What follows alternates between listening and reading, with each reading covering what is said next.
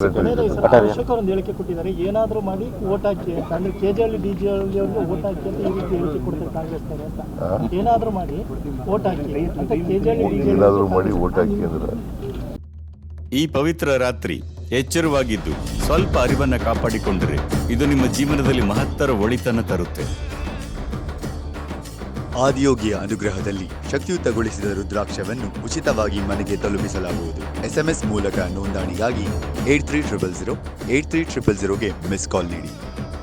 ಇದು ನಿಮ್ಮೆಲ್ಲರಿಗೂ ಕೇವಲ ಜಾಗರಣೆಯ ರಾತ್ರಿಯಲ್ಲ, ಜಾಗೃತಿಯ ರಾತ್ರಿ ಆಗಬೇಕು. ಯಾರು ಹೇಳ್ತಾರೆ ನೀವು ಏನಾದ್ರು ಮಾಡ್ಬಿಡಿ ವೋಟ್ ಹಾಕಿ ಅಂತಾರೆ ಅಂದ್ರೆ